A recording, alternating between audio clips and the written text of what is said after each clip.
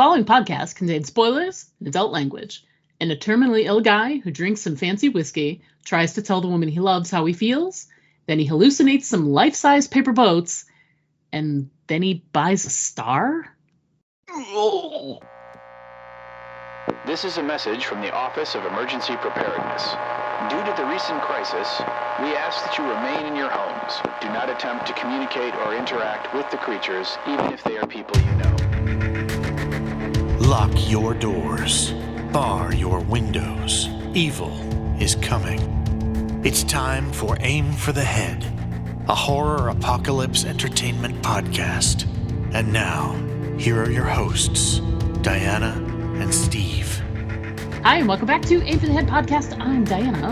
And I'm Steve. This week we're going to be covering episode 6 of the series Three Body Problem. Tonight, the title of tonight's episode is The Stars Our Destination.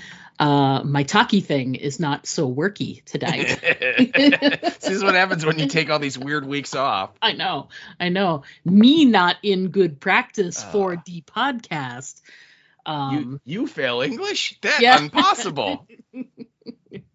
Oh, God. New brain. Who dis? Anyway, so before we get into our finer points on episode 6 of Three Body Problem, let's talk a little bit, just quick thoughts on how we felt about the episode itself. And Steve, it was Age Before Beauty last week, so you went, and now it's, I don't know. It's beauty. More hair, yeah. More gray hair. Yes, you know what? I like to refer to it as Beauty and the Beast. And if anyone else ever calls you Beast, I will be very angry at them. Yes, you'll beat them up.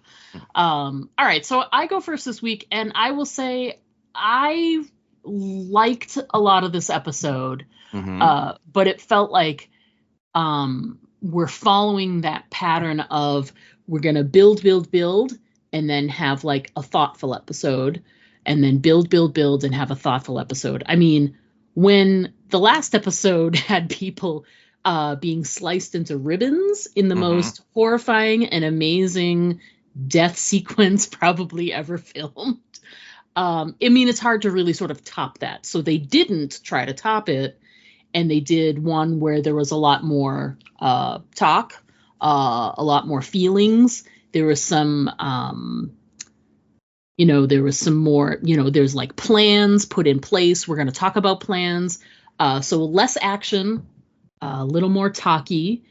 So it was a little bit slower in that sense, but still a really, really good episode. I liked some of the reveals that we got. There were a couple of moments here and there, which we'll talk about in a bit, where we've had questions about, will this happen this way? Or how did this happen? Or whatever. And there were some answers, not a lot. But overall, good episode. I liked a lot of it. How about you? I agree. I agree. This is a really good episode of television. It's well written. It's well acted. It's well produced. It's well, edited. Everything about it is great. The only thing that is negative about this episode is that it comes right after episode 5. Which, as like you said, I mean, episode 5 is like 40 minutes of television you've never seen in your life before. Right. How do you top that? You can't, right? No matter what, like you said, no matter what they tried to do in this episode, short of like doing something crazier and bigger than that, it's going to pale. And you're going to be like, well, this episode's kind of slow, or whatever, just because that sequence with the Judgment Day and the nanofibers and all of the bloody death, you're just gobsmacked after you watch it the first time, because you've never seen that before. And so, there's no way that they could have continued this story and topped that. And so instead, like you pointed out, this episode is much more, hey, we've got 400 years until anything serious is going to happen. Let's just start talking about stuff, and so that's what they do. But in the whole, history, or the whole complete story, they had to, right? This is the next thing you're going to do. So they have to get all this stuff out. They have to tell the story of what's the Earth's response going to be? How are they going to fight the Santi or try and talk to someone, whatever they're going to do? And so this is what we got. And like I said, it's great. And there's some fun moments in it. And, Wade has some really cool stuff that's very funny. And there's some bold planning and, crazy schemes and all that stuff. And like you said, we get some things answered. I know you're really excited with the asked and answered thing, and we get more of it in this one and everything. But overall, it's kind of like, I think when we get to the end, if we were to be like, let's like pick our favorite episode of the 8 and our worst episode of the 8, I have a feeling that this one is going to be near the bottom of like favorite episodes. And it's nothing against this episode. It's just where it happened in the order. So yeah. I think we said that about, we've said that about tons of episodes that came after, like, the best episode you've ever seen of the show in the series or whatever. Right. Walking Dead famously, Glenn fell off the dumpster and we didn't know what happened to him. And the next episode was Eastman and the cheese. And we're and you're like, why is this here? We know what you're doing, Walking Dead. We don't like it. Yeah. Well, actually, we didn't really know what they were doing because we didn't know if he was alive or dead, but they wanted to wait to tell us that, and man, we hated them. But it wouldn't have mattered what they put there. Whatever story it was, people were going to hate it no matter what. So then the other thing about this episode, just quick thought is, whenever I look at the title of this episode, I think there's a very famous science fiction novel that came out in the 1950s written by a guy named Alfred Bester, who was in that period of literature, of science fiction literature. He's considered one of the better guys, like with Ray Bradbury and Isaac Asimov and people like that. And he wrote a book called The Stars, My Destination. And interestingly enough, it too is about an interstellar war. But other than that, there's not a lot of similarity. Like clearly, like this Three Body Problem is not, basing anything from that novel at all. Other than my guess is they're saying that the people in their show, the characters in their show that created The Stars, Our Destination thing, right, about buying the stars, they picked that name because it reminded them of that science fiction story. So in their universe, that story was written back in the 50s, is my guess, is what they're doing. But yeah, it was published in 1956, and the main character is this guy named Gully Foyle, and he's this like guy he's shipwrecked out in space, and he's like the sole survivor, and then like another ship like passes by and doesn't rescue him, and so the whole book, all he wants to do is track that ship down and blow it up. And and then on Earth, like the way everybody travels, they do this thing called jaunting, where they basically, you like think of a destination and you can like magically appear there. And but it's only like you have to have visited the location previously, and it's only like, distances, like you could go from New York to Los Angeles or something like that. And then, of course, on board his wrecked ship is this crazy element called Pyre E, and it's something that whoever has it can win the war they're fighting. And so when he gets back to Earth and is trying to blow up this ship that didn't come and rescue him, other people find out he's the survivor from the ship, so they want to find out where the wreckage of his old ship was so they can get this crazy element and stuff. And it's a real fun story. But again, whenever I see that title on Three Body Problem, I always think of it. I was like, The Stars, My Destination. And I know I have a copy of it around here somewhere. I was going to take a picture of it, but I don't know where it is. So maybe I loaned it to someone. But anyway, yeah, it's a classic sci-fi novel from the 1950s, and so awesome. Yeah. Anyway. All right. Anyway, so let's get on to it. So back to our The Stars, Our Destination. Before we get into our topics, let's talk a little bit episode description, and then we'll talk a little bit about the writers / directors of this episode. So Steve, that's your job. So why don't you do that? All right. Well, okay. As I said, this is Three Body Problem Season 1, Episode 6, and the title is The Stars Our, not my, Our Destination. And the very, very sparse description we have is as follows. With the world in a state of panic following a momentous declaration, and I did use air quotes there, people, Wade gathers the world's greatest minds to prepare a defense plan. And that is our episode description. And, you know, some of that stuff happened, so good for them. Momentous declaration. So that's obviously you are bugs. No, I think that's when Will orders the 5 bottles of Macallan 30. But he doesn't order them because he's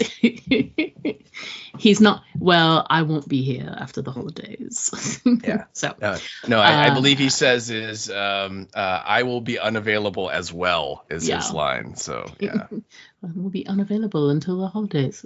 I will be unavailable as well. Yes. Anyway, so let's talk writer and director. Mm-hmm.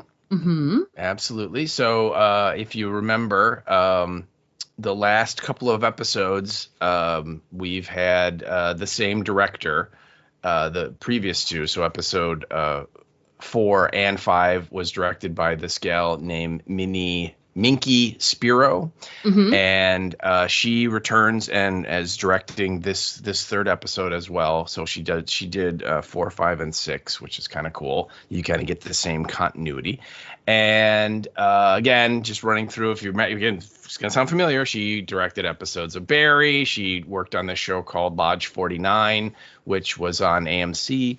And she also directed Better Call Saul and some episodes of the Jessica Jones series with Kristen Ritter. That was a Marvel thing from, I think it was on Netflix originally. Now it all lives on Disney. So again, this she's got a lot of creds. She's directed a lot in the world besides Three Body Problem. And so I think this is her last episode for the season. So the next 2 weeks we should have a new director, but I thought she did pretty damn good. And then our writer, if you remember last week, the writer, or the last episode, the writers were 2 of the 3 showrunners that have put this whole thing together. Well, this week it's the 3rd guy that's a showrunner, series creator, whatever you want to call him, and that's this guy named Alexander Wu. And he's written, we've talked about him at least once, because I think the 3 of them wrote the pilot episode for the show way back on episode 1. But he has written and produced and been showrunner for things like True Blood. He did the Japanese internment camp season of The Terror. And he was involved with a show called Sleeper Cell from the last couple of years. So that's some of the stuff he's done. And like I said, he is one of the showrunner series creators for Three Body Problem. So I'm sure we will see his name for season 2 and beyond once we get there. So that is our writer and our creator. Okay, excellent. Cold open. We get sort of a right as we left off kind of feel. So we're right into, everyone's screens went crazy and then everybody was told they were bugs and that there was going to be an alien invasion. It won't be here for 400 years, but they're coming anyway. And of course, mass hysteria. So it's just a bunch of like intercut like pictures and video of all these different, all over the world. And, there's like news commentators cut in and out and lots of voiceover. And it's all, there's rioting. There's all of the sort of violence you would see with rioting. Then it goes as far as like now there's religious cults that are also getting ready for the arrival of our alien friends ? And it sort of runs the gamut. and there's even this new company called the Stars Our Destination. Oh, that's where we got our title. That is helping fund a defensive effort, and we'll find out more of them later in the episode. But there's all this different stuff starting to crop up, and it just feels like the wheels of the world are still spinning the way they normally would, which is, outrage and public demonstration, violence.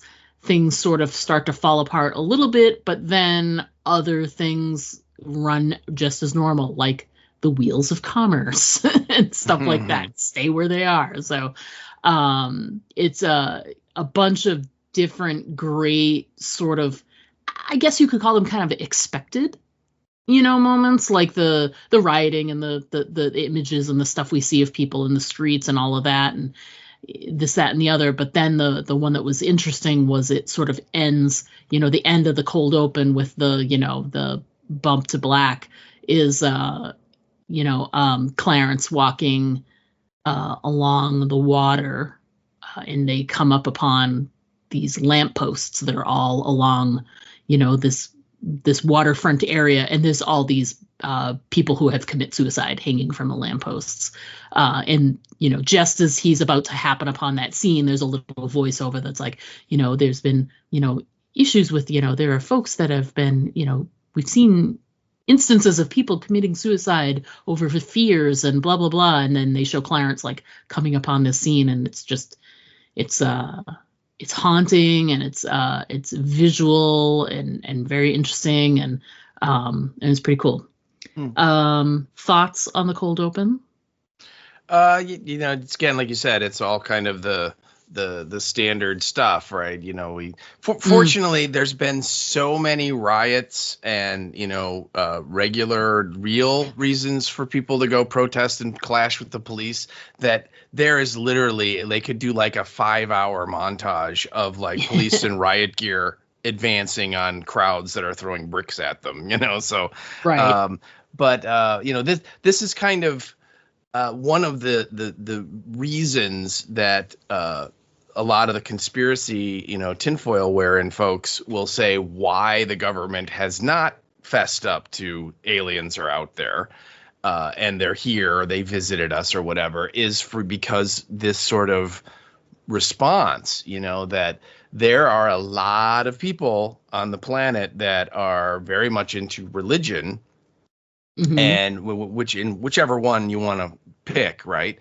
But in almost all of them, they really don't make room for little green men from Mars. And, if that news were to come out, then a lot of people's worldviews are going to get kind of tossed around a little, shall we say. And so that's what they're afraid of, is that if they were to actually admit that, oh yeah, like, they're real, and we've captured one, or one's crashed or whatever, that this is the response that you would get. You would have lots of violence and upheaval, and a lot of people would decide that, well, the world's ending, so I'm going to go kill my next door neighbor because they really bothered me, and all that kind of stuff. And of course it even goes the other way, where, like you said, that there's suddenly going to be a whole religion that's going to spring up with aliens, and that's clearly they're super advanced, kind of like God, and so on. And then of course you have the other thing where people just they can't handle it, kind of like Vera in a way. And like you said, that's a very haunting shot when it looks like he's like on the shore of like the Thames or something, and he like gets out of the cop car, and he's got this very, very serious look on his face. And then when they like cut and they turn and the camera points down the shoreline or the side of the river, I mean, every lamppost that you can see until it fades into the darkness has somebody hanging from it. I mean, it's a haunting image. So yeah, very, it's a good way to kind of very quickly sum up, sort of like a snapshot of like, how is the world handling this? And the answer is not good. Not well. Yeah. Well, but that's us. Do we ever handle stuff well? No, we really don't. So. No, it's interesting too. Like do you watch any of Handmaid's Tale? Mm-hmm. Yeah. It reminds me of that's what they did was they had the hangings happened near like the waterfront. It had a very similar feel. Yeah. Yeah. So I thought that was interesting. Very like it evoked the same feeling to me. So yeah, I'm especially liking this new season, which started in January. It's really good. Yeah. Scary how real like it and authentic it seems, but yeah. That never gets old. No, it will not. It will not get old. No. Oh my God. So after the credits, we get this great scene of Clarence allows Jin to talk to Wenji, and maybe it'll cheer her up. Which one? Either? Well, he says it to Wenji, but yeah, it's like clearly not what Jin has on her mind. But No. And that scene just I watched it a couple times, and I'm still like, it was just so well done. It's she's had a couple of moments where when she was playing the game and getting sort of attached to it, it seemed she was a little fragile. You know what I mean? Mm. And she's had some moments where she didn't seem as fierce and as strong as she probably could be, but that was gone in this scene. She sort of like reclaimed her strength and her will to, say no to, certain things. And it was just a fantastic scene. She had an answer for every single thing that Wenji, brought to her or said to her or retorted back to her or whatever. And it was just a really well done. And she said all the right things. She didn't yell. She barely raised her voice, but she was obviously pissed. Oh, she was super pissed. Yeah. And it's funny too, because I wasn't thinking prior to this, when she saw Wenji at the thing and when they were raided, when she was the founder. Yes. There was a lot of disappointment in her, obviously. And, she did go over and visit after Vera died. And I was wondering about their closeness. But the thing she was most angry about in that moment when she was talking to her is she just kept bringing up Vera, and she was just like harping her about like, how could you do this? And how can it, so it was nice because she was sort of in that moment standing up for her friend. As well as herself, because she was also invested in Wenji as well and feels betrayed. So yeah, she does. She feels, like how could you let your daughter die? And then she's like, how could you kill Jack? Yeah. So yes. She brings him up too. And, and Wenji just kind of sits there, just, not responding at all, kind of staring off. And I like when she, she basically, it all boils down to, from Jin's point of view, is how could you do any of this? How could you, basically sell out your whole species? And it's called her like a traitor to her species. Yeah. Yeah. She's like, you're a great physicist, but that's not how the world's going to remember you. They're just going to remember you're the traitor. You're the one. Yeah. And the only thing Wenji says in response is she tells her, like, when her dad was killed on this stage, way back in episode 1, right, in the 60s, she said there was a poster there that she saw, and then she saw it all, all over the place, and it was it was like a hammer that was smashing Buddha, Jesus, and a rock and roll record. Yes. And then the slogan on it said, "Destroy the old world and forge a new one."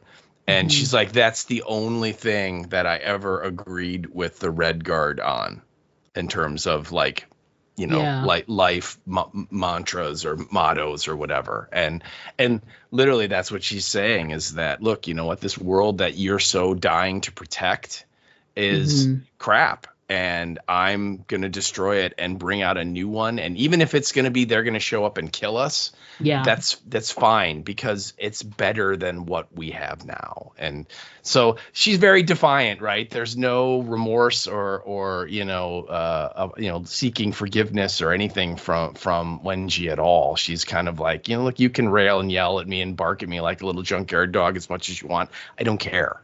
So yeah, but the only time you see her falter, like maybe once, and then at the end when Jin has her parting shot, I'll be known for like I fought, because she's basically saying like Wenji is just like giving up basically. Yeah. And doesn't Clarence say when he lets her in, he tells Jin that she hasn't said a word since she found out her lord referred to everybody as bugs or something, kind of like twisting the knife as only Clarence can. So he's good at that. He's really, really good at that. He really is. Yeah. But I like that scene too, because Jin is very strong and defiant and just, like kind of channeling her inner Diana, in that she wants answers. Everyone should channel their inner Diana. That's true. Yeah. That's true. Yeah, I'll call you on that later. Well, in that case, then tonight for dinner, I'm going to have chowder. Yeah, but make sure it's like, it has to be New England chowder, none of this New York chowder, because that's going to be. It's going to be the good red stuff. No, the red stuff is wrong. That's not what you want to do. Have I taught you nothing? It's a chowder. Say chowder. Yeah. Oh my God, get the right chowder. Go to Dunkin'. There's no chowder at Dunkin'. Oh my God, I would never have chowder from Dunkin' Donuts. That'll probably be coming next. Yeah, probably. Anyway, I'm totally distracted because I thought of a video that I saw yesterday, and it was Mindy Kaling and Seth Meyers talking about Dunkin' Donuts. Dunkin'. Mindy Kaling's from Massachusetts, so yeah. Nice. Anyway, so my next notes that I put in was the scene where Wade makes his pitch to Jin, and I really liked that moment where he's telling her what he needs, because this is after we get that scene where he's with all of his the smartest people in the world kind of gathering or whatever, the Nobel laureates and everyone else that's resentful of them because they don't have one. That was very funny and very Wade. It was so good.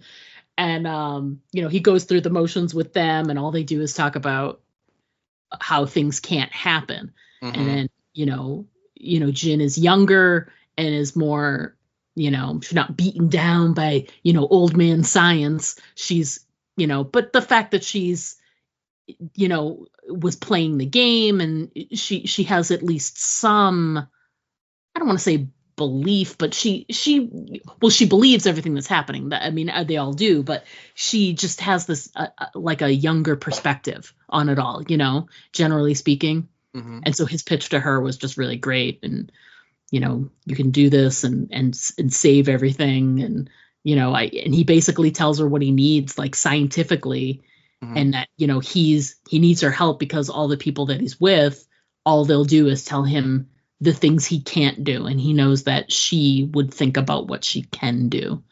So. Yeah, he the initial scene, which again where he kind of makes fun of them, you have to believe it's like the top scientists in all their fields, or a lot of them that are there, and he's like, look, I want to. His big thing is, I want to send a probe to intercept the Santi fleet so we can learn something about them.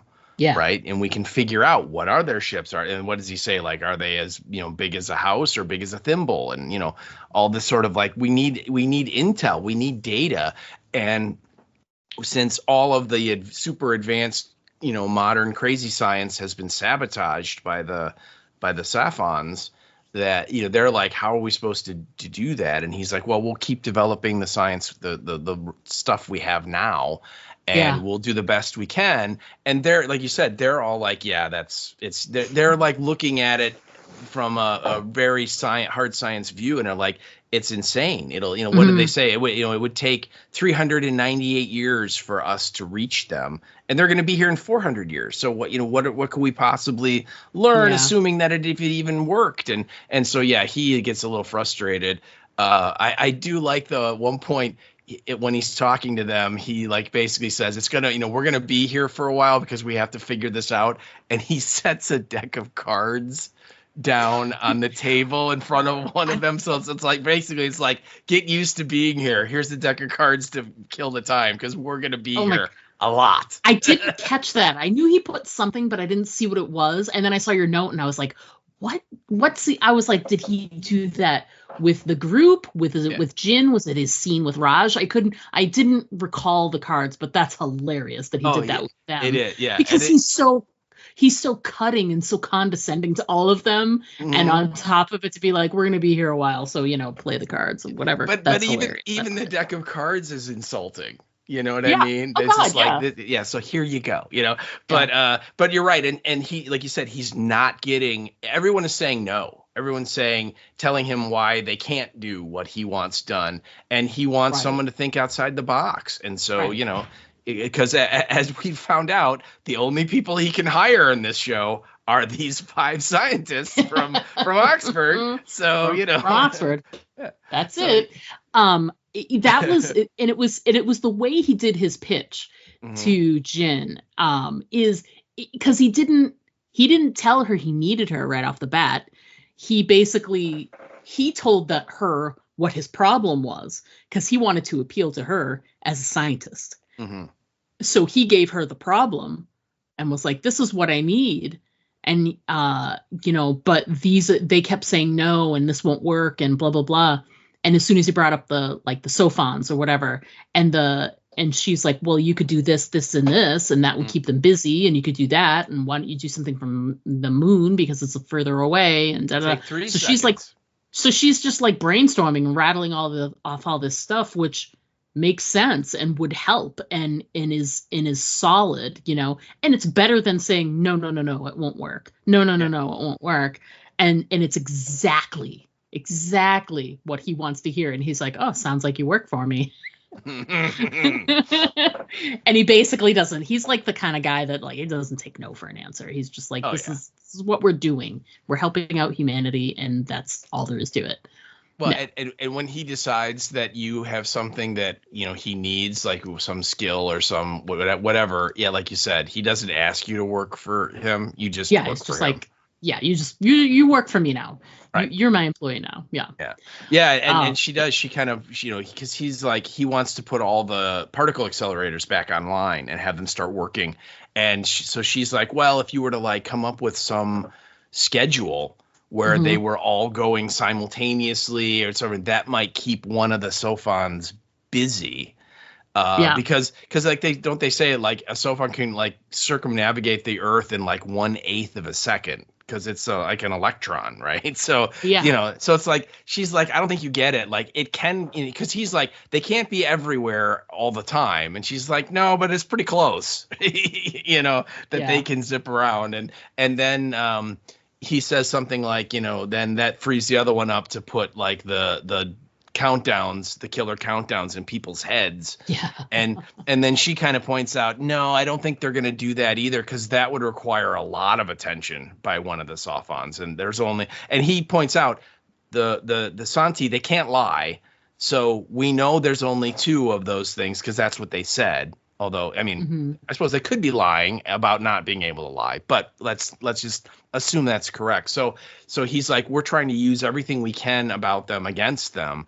And so, again, she immediately starts coming up with things, including building a base on the moon and, running stuff there, because then it would take the Sophon 3 seconds to go from Earth to the moon to look at and see what they're doing and mess with it and so on. So right away, she's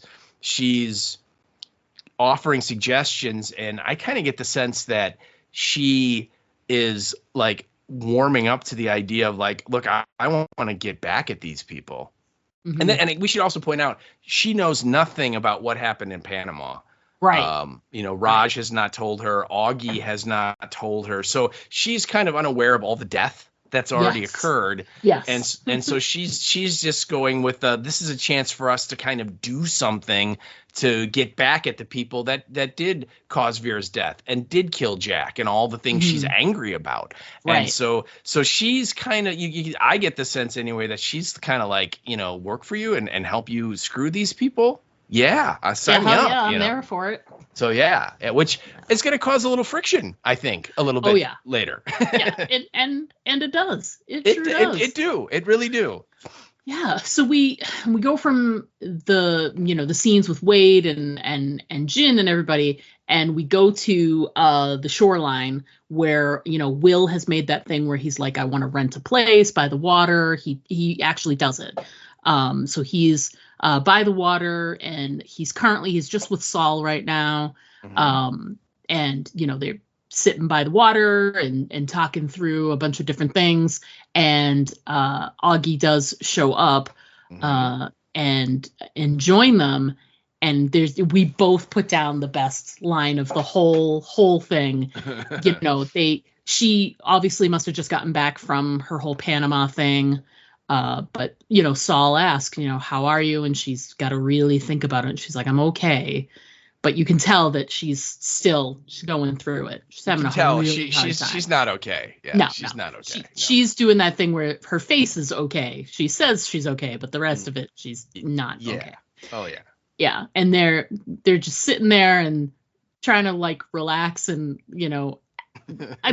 be kind of vacation-y, but it's like it looks like it's like 50 degrees and chilly and windy and whatever. No sun. No, of course not. It's hello, it's the UK. And she says the English really suck at beaches. Yeah. And she's not wrong. But it was just a great little moment there.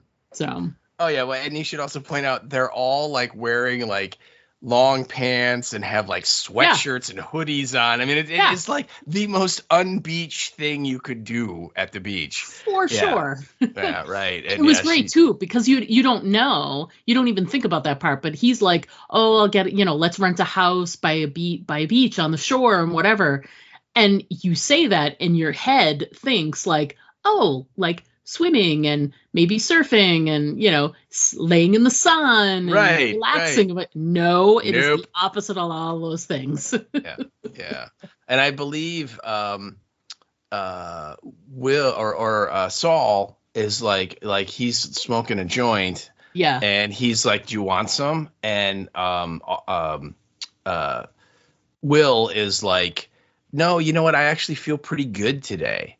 Yeah. And then he says, like, it's weird. I like have days where my body actually feels normal, and then I can just focus on the growing terror of it all. Which, when he says that line, I was like, is he living in current day United States? Because I feel like everybody would really resonate with that line, right? It really would, yeah. But his whole point is like, it's like, normally, I don't have a chance to think about the huge big picture implications because my body's in so much pain that kind of dominates everything my entire day, or I'm stoned to the bejesus belt to deal with it or whatever. But we do see that instead of blowing weed, he's drinking like 30-year-old Macallan right out of the bottle. Yeah. So, he's clearly spending, shall we say, a little of Jack's money. I was very disappointed that they didn't have like several thousand Cornish pasty wrappers like littered around him. From the previous episode where it's like, you want to buy 5 million of them, So, but yeah, and so we get the sense now that it's at least the three of them are together and staying at this beach house or whatever he's rented, to sort of kind of like rest and regroup and kind of figure out what's going on. And it's kind of nice to see Saul because, after the first episode, he's really kind of faded into the background. Right. Yeah. It was nice. It was really nice to see him sort of figure prominently. And I like too that, there's always like in a friend group, like if there's a friend group of like 5 or 6 people, there's always like the people that are closest with each other. And Will was clearly closest with Jack, but I like that Saul is like being a very supportive number 2. And I think he recognizes that he's not Will's number 1, but he's gonna still be there all the time for him because he knows that Jack would do the same thing. Right. So sort of there, he's not pushing him to do anything or say anything or whatever. And it's just, letting him be, which is great. The thing that's just interesting to me, and I think we talked about this a little bit already, maybe not in episode 6, but maybe in episode 5. But when we first meet Saul, he's very childish.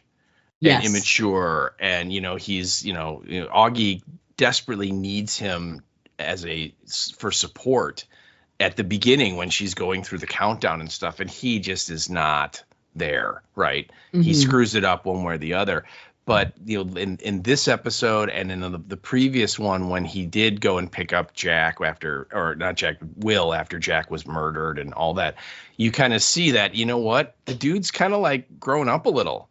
And he's much more reliable and much more present and there to help others and not just thinking of himself. So I think that's kind of cool to see that. And in this episode, we get the whole thing where he's woken up in the night because Augie is like literally puking up all of the alcohol that she, according to Jin, she drinks herself to sleep. Because of Panama, because of what she did. And, he's like literally like holding her hair back over the toilet so she can, throw up. And I mean, it's like, again, that's a good friend, right? Oh, God, yeah. So so it's just real interesting to see. Not the guy we were first introduced to, right? He was the guy that was picking up the graduate students and going out into the quad and, making out with like multiple girls and, doing drugs and stuff. And then we don't see that guy anymore. So it's kind of cool. Yeah. Yeah. I mean, I'm sure he's still hidden in there, but he's sort of like come up to the plate because he knows that he's needed, Yes. Yeah. And it's more important than anything else he could possibly be doing is to be there for Will right now. Well, and remember, by his own admission, he'll never do anything great because he's over 30. Isn't that what he said? Yeah. That like all the great scientist people have had their massive thing before they're 30. So he's like, yeah, I'm done. Yeah. And I think Vera's like, really? Are you sure about that? Okay, fine. I'm going to go kill myself. So yeah. Goodbye. Yeah. So we leave the coast for a brief minute and we see Jin actually give her pitch. And I thought it was great because I think it was good because, there are times when sometimes the science gets away from me in this show. And it's okay. It's fine. It's not like it goes like completely over my head, but sometimes I'm like, it's a little much. But this was something that I was like, oh, well, that makes sense and could work. And seems even, it seems totally feasible and whatever. And I found myself getting sort of like caught up in it. So I'm, sort of curious how Wade was feeling in that moment, hearing someone like, and she had answers for everything, like especially towards the end when they were like, how much will this cost? And, who will take care of all it? She's like, we're scientists. All of the other stuff doesn't matter.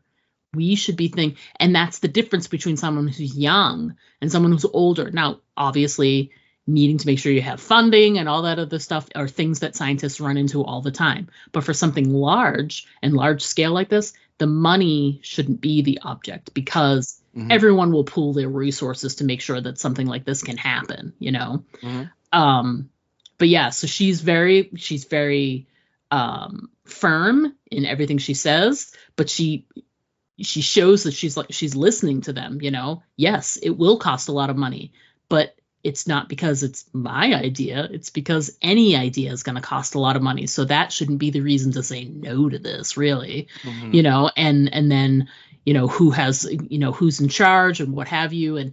And so it was the other thing she talks about are treaties. She's because the one woman's like, this will violate several nuclear treaties. And she's like, treaties can be amended.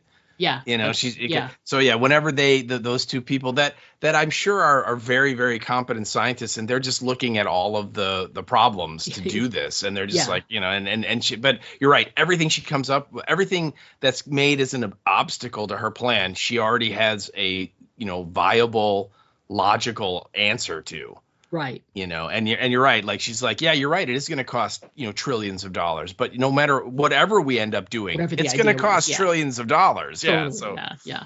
And then, you know, they're both. I also like too, by the way, how, you know, every time they ask her a question at the beginning, she's like, "Well, that's on page 6. Well, that's on page 12." You know, it's like, read the damn document. You know. Yeah. Absolutely. Like you're shooting this down, and you haven't even. Yeah. It's due. Yeah.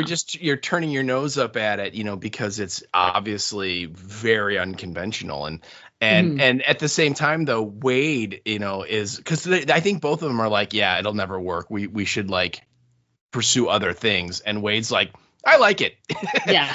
You know, because he's like, this works for me. And he's like, this is the first and only presentation or idea that I've gotten that will allow us to achieve 1% of the speed of light in our lifetime, in my lifetime, you know, because he's like, I'm not gonna, because like, I think the woman, isn't her response like, you know, we need like decades of research before give it we time. should ever try. And she's like, it's 400 years. What's a couple decades going to make?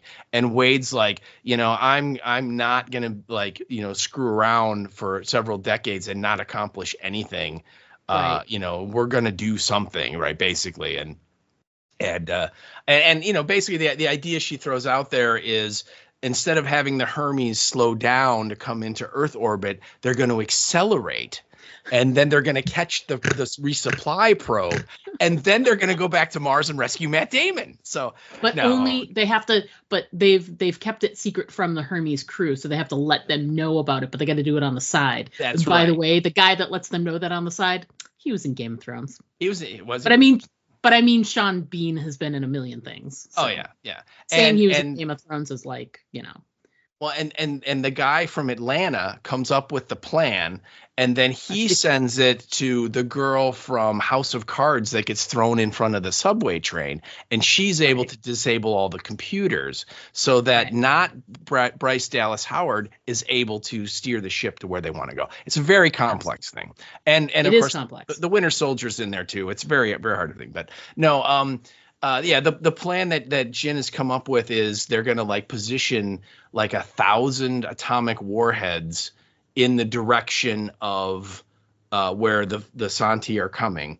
And then they're going to have this probe, and it's going to have some kind of what'd you call it? A radiation sail or something? Yeah. And it's going to deploy, and it's going to be very small, right? It's not going to weigh much or anything. And then as it passes these nuclear warheads, they're going to remotely detonate them, and that explosion, that nuclear blast, is going to propel the probe, and each, what she says, is like steps on a stair, and each explosion is going to push the probe faster and faster and faster until eventually what is like 1.12% of the speed of light, which is unbelievably godly fast. I mean, you know, it's not in terms of speed of light, but in terms of like us, it's super fast, way faster than anything we could do now by a lot. Exactly. And it's like you said, it's the way she presents it, she draws it on the whiteboard and stuff. It's like, you know, people like us that are not science nerds like that are like, oh yeah, I can see that. Yeah, it's very compelling. Yeah. And that's what they're going to do. Yeah. I love it.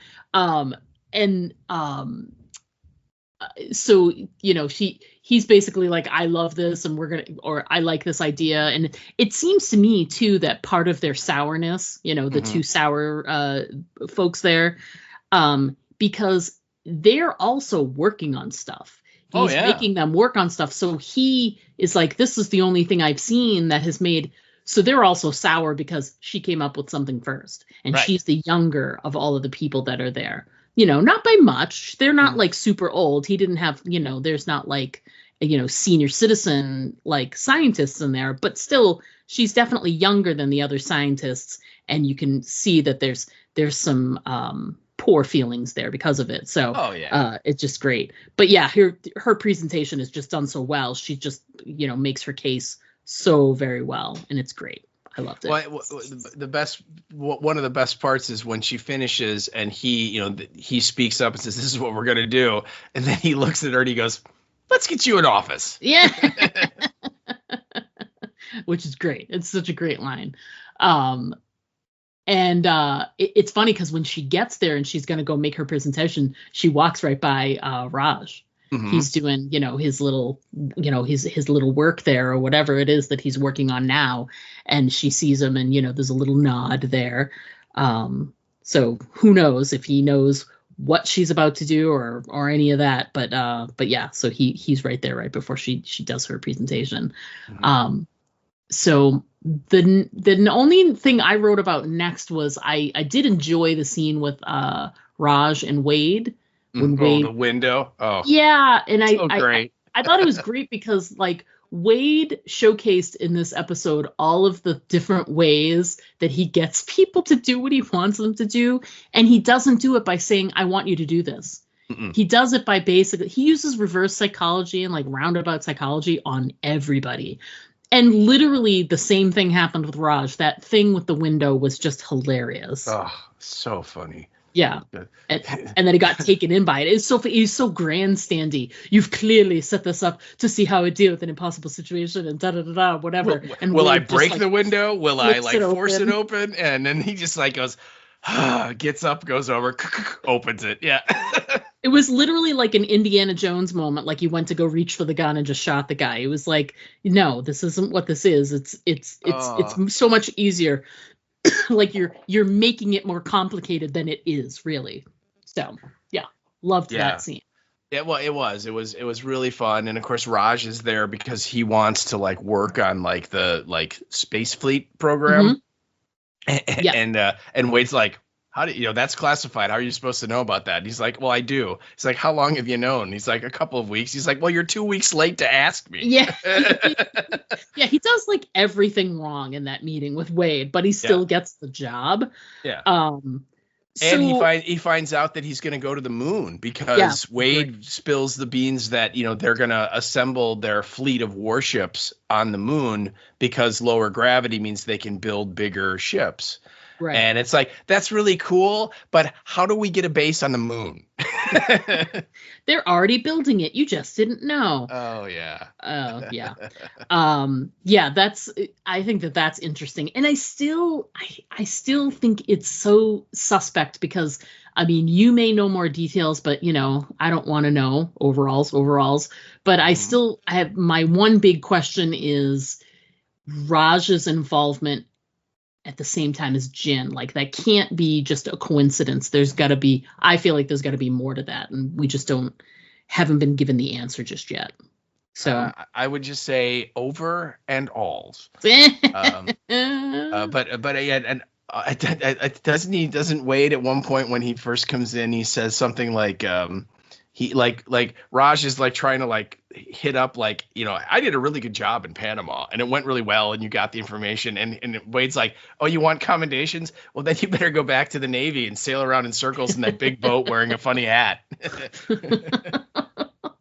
He gets the best lines. I mean, Clarence gets some pretty good lines, but they're so dry and, dryly given. And Wade is just like, he gives 0 Fs every time he opens his mouth. Yeah, he's just a prick, but you just know he's just having so much fun. Yeah. And I'm still dying to know, like, is this like some sort of international agency? Is he the head of some really famous Black Ops group or something? Like, we still don't really know. Yeah. Who Wade is and how he fits into like the grand scheme of like the world. Like, is he just like a British like intelligence person? Is this like an international thing that he's a part of? So I think I'm looking forward to hopefully maybe getting some more Wade information as well. That'd be lovely. Mm-hmm. Yeah. Overall. One of these days I'll know what's happening. And speaking of answers, like we did actually get one, which was we get a small scene with Clarence and Wenji, and she does say what happened to Vera, he's like, why did she kill herself? And she finally admits to what it was, that she says that, she was careless with her conversations with Mike Evans, and Vera's very good with computers. Yeah, and she found the answers. So, but here's my question. Do you think that is what really happened? Or do you think that there's more to it? Or is there possibly like another layer that's missing? Oh, it doesn't matter because you already know. Yeah, it's very hard for me to answer that question because whatever I say, could lead one way or another. So I think I'm just going to plead the overalls. Yes. Plead overalls. Okay. Yes. All right. Fine. Yeah. I just have a sense. I did like that, she at least told Clarence, that finding out about her father and all the things that, her mother has kept from her about, aliens and whatnot was what was kind of at least what Wen-Ji feels is what pushed her over the edge. But right. She points out, like, Clarence is like, did she say anything to you? And she said, no, she didn't say a word. She didn't even leave a note. Yeah. So, but I'm not sure if I believe any of that. It seems like Vera kind of made the decision in the moment about the killing herself, but I don't know that Wen-Ji didn't know that she was distraught or was, at the end of her rope in a lot of ways. Mm-hmm. So I'm curious to see if there's more, because I have a funny feeling, she's one of those characters that she never really says, she doesn't speak a lot, but when she does, it's very, very important. And I don't think she would just like off the cuff say this to Clarence unless there was some sort of other ulterior motive along with it, or some other expectation that was going to come along with it. So I'm curious to see, and I know you can't say anything, but I feel like I'm going to see more to do with this later. Okay. I think that's what I think. I think Sure. that's at least a possibility. So. And I say, you think that, you little trooper. Yeah. So, sort of jumbled up, but there's a couple of great scenes going back to the beach house. And Let's just call it the house, because the beaches suck. The beach does suck. We'll call it the house by the water. There we go. The water. And there's a couple of different scenes, and I can't remember the order of them, but I do know that they go to the store first, which has your little comment in there. Mm-hmm. And it's great because it feels very pandemic-y. Oh, boy. There's tons of stuff not there. And you try and they're talking about it in very like logical scientific terms. And they're like, the aliens aren't coming for 400 years, but people have cleaned out the shelves anyway. And they're like, it doesn't make sense. Yeah. Why would they do that? And the clerk that's there is like, you can't explain it to people. They're just going to react about stuff emotionally, whatever. And they're looking around for whatever they can scavenge really from the store for food and drinks. And Saul is like, beer. I just want a beer. Any kind of beer. It doesn't matter. And the guy's like telling him, they might get a delivery for the local pub, but you'd have to deal with the crowds. And then Will asks about special ordering some fancy whiskey, which is the Macallan 30. And the guy, I don't know, you wrote the quote there. So he has, the guy has an answer, and then Will has his own little answer there. Yeah, so. he wants like 5 bottles. And let me just tap into your former Binny's experience. What would be your guess on what a ballpark, like American cost of a Macallan 30 would be? Like in that like $100 range for really? a bottle. When the standard, like the average, like I'm going to get a nice bottle of whiskey for my house, bottle is in that like $30 to $40 range usually. You can get like a cheap bottle of whiskey or like something you're going to mix for like, between $15 to $20. But if you want something nice, you're going to drink on its own, it's going to be in that 30 to 40 range. So the Macallan 30 is, probably it's actually, now that I'm thinking of it, it's probably over 100. So somewhere in that 100 to 125 range, maybe, just based on the year, I'm thinking. Right. For 30-year-old whiskey. Yeah. I mean, exactly. It's amazing. Well, he wants like 5 bottles. And so the guy like pulls up on his computer because he's like, well, we'd have to order it. And then he's like, no, I wouldn't get it till after it wouldn't arrive or unavailable until after the holidays. And then Will just, without missing a beat goes, no, it's not going to work. I will be unavailable as well. Basically saying that, I go be dead by then, So, yeah. And he's being very pragmatic about it, which is. Oh, yeah. Yeah. So they that scene's first. And then Jin shows up at the house and she brings the goldfish. Yes. Which I almost put that down on one of my notes because Will's like, what was the name? Who wrote that story about the old man and the fish? And Saul's like, I think it was Pushkin, this Russian author. And he's like, right. And so then he's like, I'm going to call you Pushkin. And I'm like, Pushkin the fish? That's so cool. It's a great name. Yeah. And so, they're together and, there's a scene where Jin and he are on the beach, right? And then she makes those stupid origami boats for him. But what I liked was Augie is very, very upset with Jin that she's having anything to do with Wade. Yeah.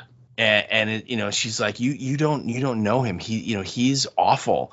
And of course, again, Jin knows nothing about what happened in Panama at this point. So she's like, look, he's doing something, right? He's fighting back. I want to fight back. And it gets so bad for Augie that she literally is like, have you talked to Raj about, Panama, about what we did? And this is like the first time that Jin's even aware that Raj and Augie did something together. Because she's like, what were you doing with Raj? And so she's like, you really need to ask your boyfriend some serious questions about what happened this past weekend or whenever it was, right?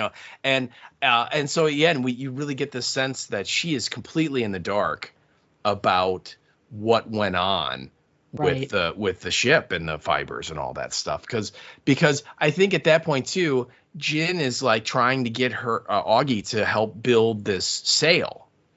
And Augie's like, I will never work for that guy again. He can take a long walk off a short pier, right? I mean, she's like, I want nothing to do with him.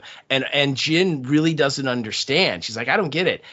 He's kind of says really inappropriate stuff, and he's kind of a prick, but he gets stuff done, and we should be helping him fight these aliens, the guys that killed Jack and all that stuff. And Augie's just like, no, you need to get out of there, And so it was a real interesting bit there that Jin leaves kind of pissed at Augie for being pissed at her for wanting to work with Wade, and also being like, I got to talk to my boyfriend about what the hell happened.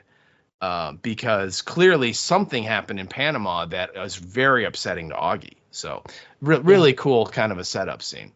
Yeah. Yeah. And after, it's great because like you get Jin's there, she's angry, she leaves. And you were saying later, like Augie gets sick from all the liquor and everything. So there's, and there's this great scene in the morning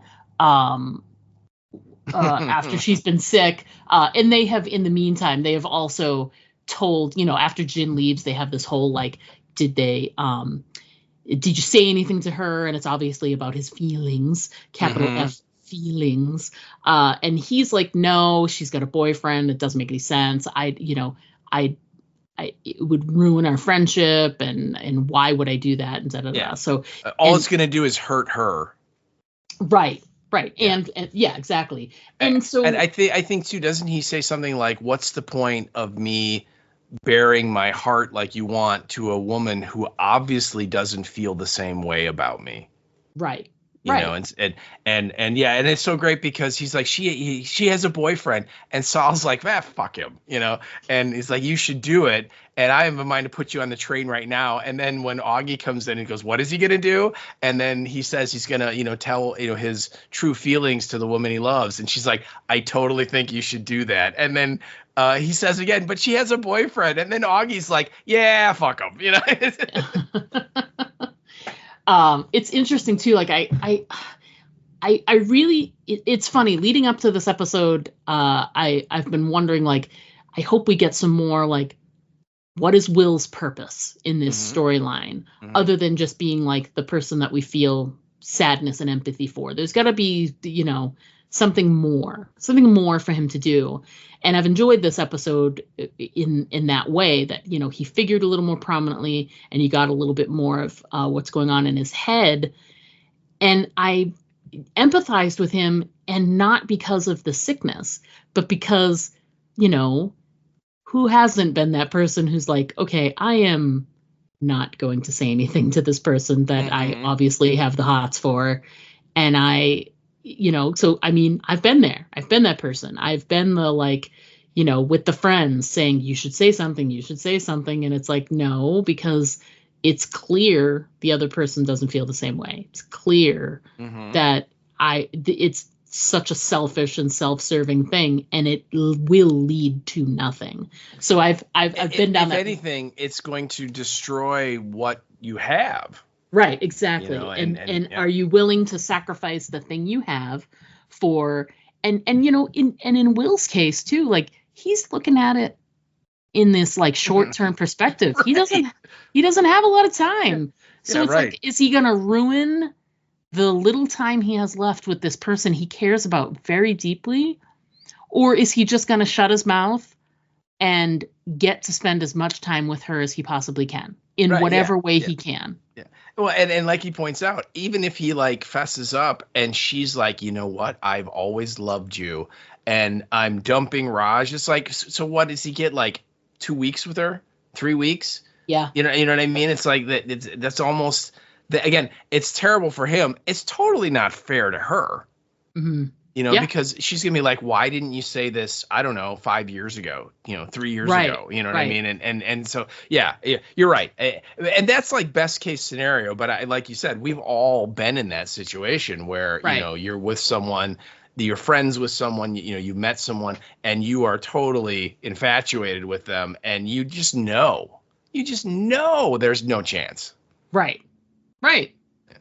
But everybody else is trying to be like, no, give it a try. Go for it, man. Yeah. And it's always like the friends who are like, you know, you're great. We think you're great. So you should go for it. And it's like, yeah, but should I go for it? It's a good idea. Is it though? Yeah. So even though he doesn't want to, they get him to sort of go into the city, and it's literally the thing where, like, you know, they have the scene where, you know, Jin and Raj have the moment where, you know, I'm sorry I didn't tell you this or whatever. And they hug and embrace, and it's obvious everything's okay. And he's literally, like, across the street, like, in the shadow, and sees it and knows, like, there's no shot. There's no shot. Like, it's shot. Yeah. The only good thing about that visit is that he got to see that and he didn't embarrass himself. Right. So he can just feel secure in the fact that, like, nope, I made the right decision, and I'm going to just leave and go back to my house that is near the water, because the it's water not house. because the beach is terrible. Because the British are terrible. Yeah, really suck at beaches. Yeah.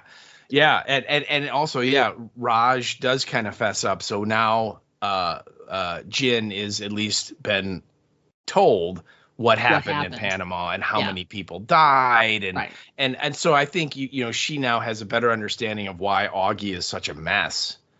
Yeah. You know, because of what she did, you know, what they did together. But, you know, Raj has given her all of I couldn't tell you, it was classified, and, you know, and she's like, but I have clearance, the same clearance as you for like a week now. And he's like, when have we had any time together? And what am I supposed to pull you aside and say, by the way, You know, last week I helped kill 1,000 people. You know what I mean? So he's got all these rational explanations, and you can tell she's pissed.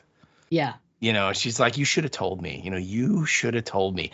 How many times have I said, do not leave the house and go kill a whole bunch of people without telling me? So. Yeah, I gotta at least know it's happening, because that would be ridiculous. Yes, you know. So yeah. But no, go ahead. I'm sorry. I was just gonna say, yeah. So Augie, you were asking about what is his purpose in this show, you know, because again, everyone else kind of has something to do or is involved. My personal feeling is that Augie's death, or not Augie, excuse me, Will's, you know, sense of dying, right? That he's getting sick and he's getting weaker. And he's like, it's symbolic of the entire human race in the face of the Santi. Interesting. That's a good way to look at it. That's right. I like that. Or it could be something completely different. I don't know. We'll just have to see. So. We'll just have to find out. Yeah. So, you know, he comes back to the house.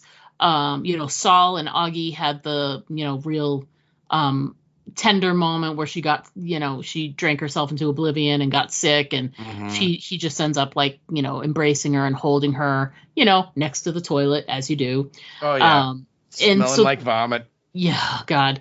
And so they've got this great scene in the morning, and they're at the table, and there's this really great back and forth where, you know, they're where he tells her that she's beautiful, but that she's ordinary beautiful. It's a fantastic scene. It's so well written. Well, she starts by saying that he's big. He's a big guy, like kind of husky. And so then he kind of is like, what's this about? And so she's like, fine, you can say one bad thing about me. And then he comes up and goes, you're beautiful, but in an ordinary way. And he said, like, if you would be a movie star in a bad movie, like, she's like, you'd be like the heroine in Speed 3. And she's like, Speed 3? Fork you, you know? Which is hilarious because she was in one of the Fast and the Furious movies. Yes, she was, right? So yeah, very fun little exchange. And she's like, that's three things you just say. It's like, well, that's like they're all bunched together as one thing. Yeah, it's like a group. It's a grouping of things. Yeah. Yeah. And so they're doing their little kind of flirtatious-y, you know, moment there. And, you know, Will has this kind of moment of clarity of, you know, he's like, I'm glad I went into the city. You know, it was going to be a total wasted trip. It did not do what you wanted it to do, but I came to the realization about something very important. And they're like, what's that? And he's like, I shouldn't have gone at all. You should have gone, Augie. Right. And then he compels her because, you know, they're all such close friends and they know each other so well. And he knows that Jin would not have come there to ask for help on something unless she really needed it. And he even said, you know, she's got this problem with Wade, and they all, you know, whether they know all the details of Panama or not, they know that something bad happened. And she, you know, is mad at Jin for working with Wade and all this other stuff. So she's struggling. And Will says, you know, if I was as smart as you, I would do it. If I had the talent that you have, I would do it. An ounce of your talent. He's like, but you are the one that needs to do it. You know, and she looks really conflicted and scared, but you know, it's great because she actually, she does it. She does go. She does. Yeah. And she has to walk right past Wade, and he has that great big grin on his face, and you go, oh, yeah. Yeah, and he's in, I forget how he words it, but he's just basically like, you know, is everything going to be okay? Or, you know, oh, no. How do, you know, Jin gave you the coordinates for here. Well, that's, you know, that's a violation. That's against security. It's a violation of security procedures. And she's like, well, then fire the both of us. Yeah. And she just walks right past him, and you can see the grin on his face. He's like, ooh, I'm going to like working with this one. Yeah. Oh, yeah. He clearly likes people that can give it as well as he does. So. Oh, yeah. He hates that stuff like what Raj did. Raj held back for 2 weeks, like he said, without asking about doing the job. And that's not what he wants. Someone who's aggressive like him and who just like grabs things and you know, doesn't really, you know, asks for forgiveness instead of permission, like that kind of person. Right. So I love all of those like sort of like interactions there. Sort of this whole, you see this growth in Augie. She goes from being angry to being a pukey mess to teasing Saul, and then feeling conflicted when Will tells her she should do it, and then she decides to, and she's got all this like strength and whatever. And what's great is like when she walks through that door and goes past Wade, she's different than the person that helped down in Panama. Mm-hmm. Her eyes are opened, and she's more there for Jin than she is for Wade. She's not there for Wade at all. She's there for humanity and for Jin, and that's all. Yep, I agree. So, I agree. Yep. Yeah. Yeah. I did like the there's this great moment where they're talking through the problems that they're having, and because Jin is having an issue with certain things, she's like, because she comes up with like the smart idea, which is, I made it go really fast. How do we stop it? Yeah. How do we won't be able to decelerate. And they're like, if we're going at 0.1% the speed of light and they're going at 0.1% the speed of light, we're going to have like nanoseconds to take pictures because we're going to shoot right past each other. And he's like, oh, no, it's not a problem. And she's like, what do you mean? He said, because she's like, they'll destroy the probe. And he's like, no, they won't. And he's like, what do you mean? They're going to capture it. They're going to grab it. And she's like, why? And he's like, why would they do that? Yeah. And he's like, because it's not going to have a camera. It's going to have a person. Yeah. And when he said that, I was like, oh, dun, dun, dun. I know. And how'd you like to get that job? Well, I have some thoughts on who I think is going to get the job, which we can sort of talk through. But and this sucks because you can't say anything, like you can't give your thoughts. But I think that they're leaning towards it. Like, I think they want you to think it's going to be someone like Jin, like someone like a scientist like Jin. But I think it's going to be Will. Like, that's his purpose. Because if he doesn't come back, he doesn't come back. He wouldn't have come back anyway.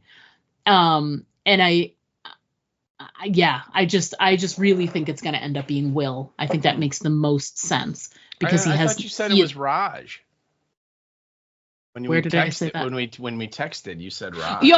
I said I wondered if it was because at the time, and then as you see, I don't know. I thought that maybe it could be Raj, but when I watched it a second time, I was like, I feel.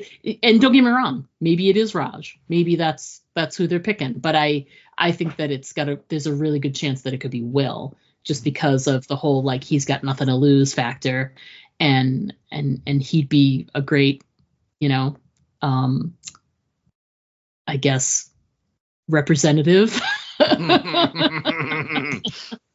And he's got, he's just such a kind and thoughtful person, and it would need to be someone with, that doesn't have like anger or any of those issues with, I don't know. I think that, and the more I think about it, the more I think it's a good fit. But I totally understand any of the others, because they're all scientists. They all could be, maybe it's Wang Ji. Maybe they send her up because they're like, nobody wants you here anyway. You might as well go to them.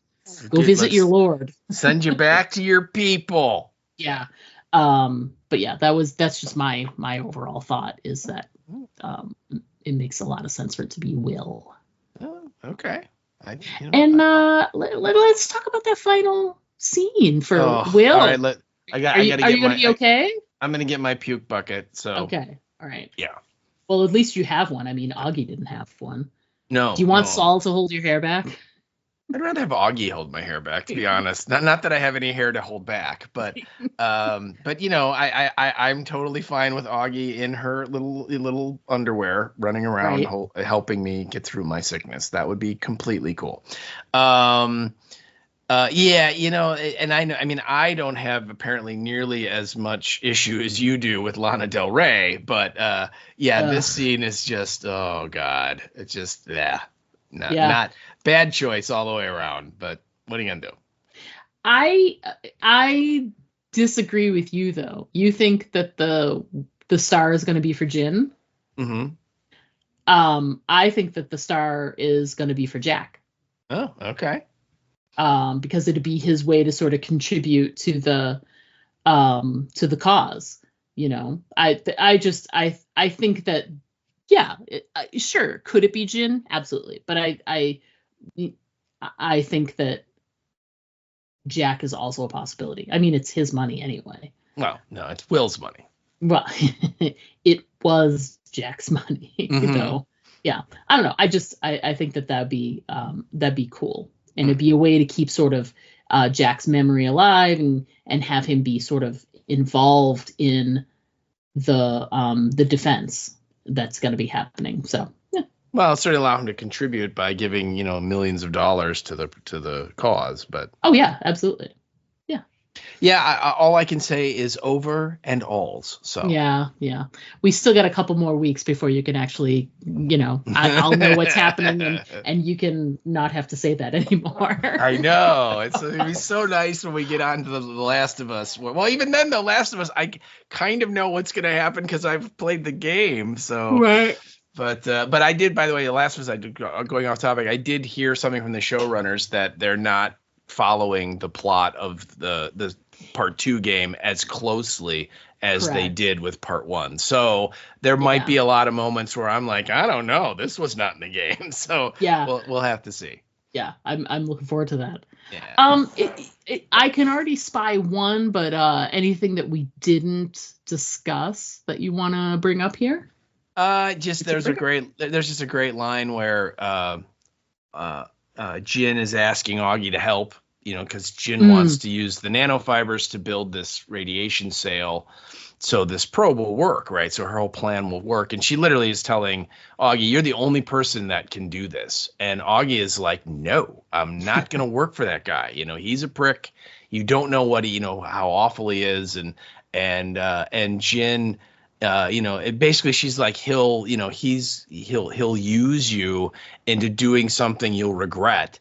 And she says, Jin is like, I'm not designing a weapon, I'm designing a probe. And Augie just looks at her and goes, not yet.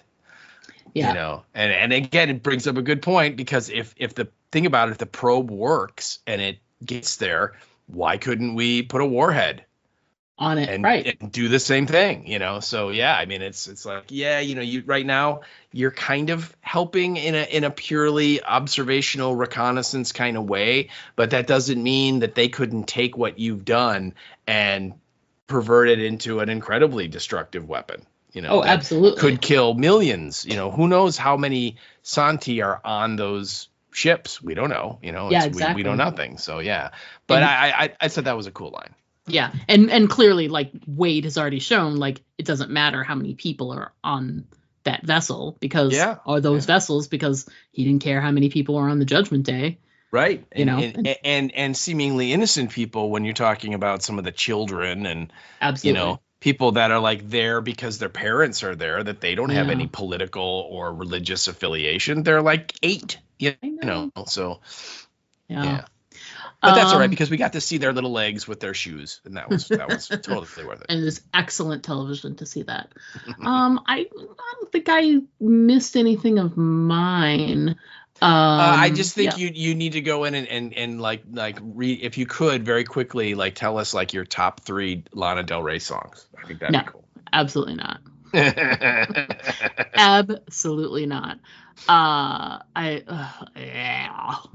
Speaking of fun. You know what? It was a really good song choice, because the song is like called Playing a Video Game, and it's literally, if you listen to the lyrics, it's the girl in the song is like coming over and like throwing herself at this boy, and all he wants to do is play a video game. Yeah, I mean, I was watching it with the closed captioning, so I got all the lyrics. I just can't stand her. Okay, that's fine. She's not my cuppa. That's all. You just much prefer Limp Bizkit. I get it. Yeah, I'm definitely a Limp Bizkit gal, without question. You can mark that. So that's going to do it for us. We're going to go ahead and take a moment here so we can step away. So we're going to take a quick break. When we come back, we're going to discuss, we've got some listener feedback for this episode, and we're going to talk about some stuff coming up on the podcast. So everyone, please stick around, because we will be right back, just not at the beach. The following is an emergency action message. Civil authorities have identified a biological threat that they deem credible. This threat could potentially affect the entire continental United States. The dead are returning to life and attacking the living. 911, what's your emergency? There's a man on bat and he's attacking another man. Looks like he's biting him, like on the arm. The initial signs are puzzling, unclear. Getting pulled out of their cars and thrown to the ground. It looks like the bus passengers are biting their victims. Soon, however, the reality is clear and undeniable. The crisis involving the recently dead continues.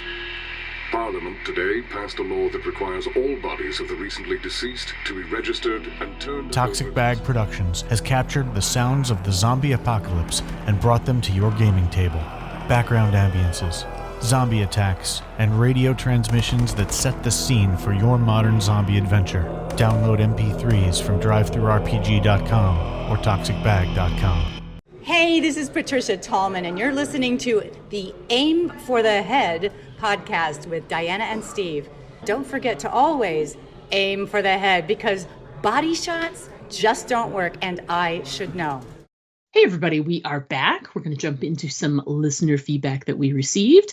Then we're going to chat a little bit about what's coming up on the podcast and what's going on with us outside of the podcast too. So why don't I get started, if that says okay?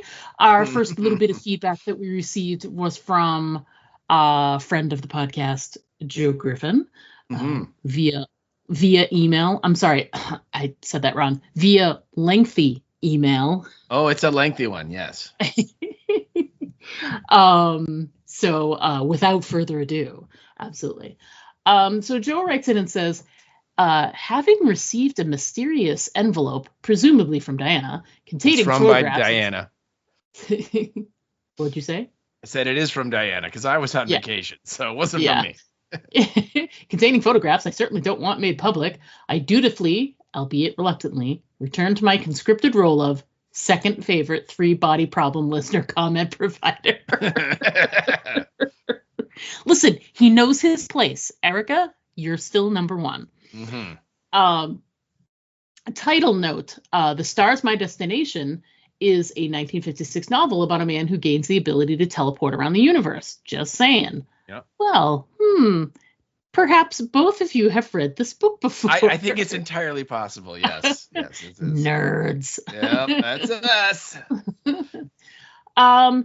He then writes, after the great events of last week, and he spelled it Grate, ha, ha, ha, ha.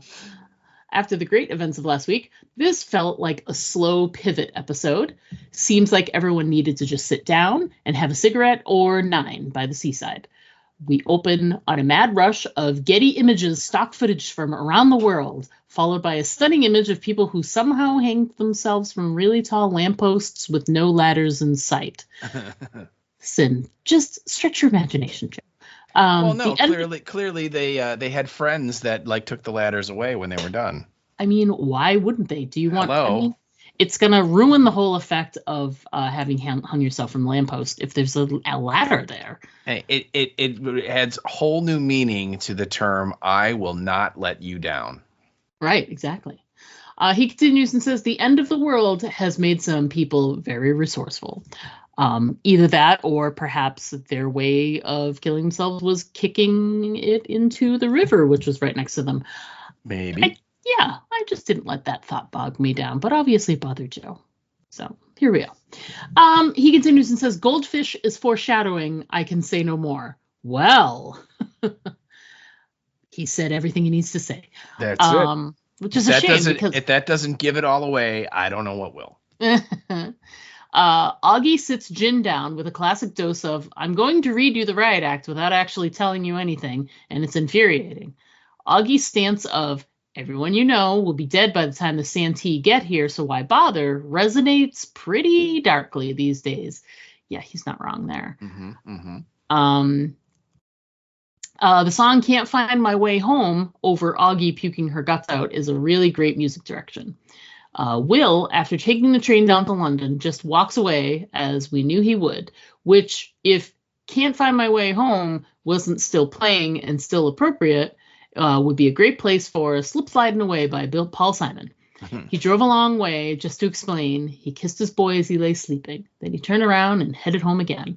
I honestly think that Will made the right call. I do too. Yeah, me too. Yeah, it's messy to sort of do that. Exactly all the things that Will said about, ruining it for her, So yeah.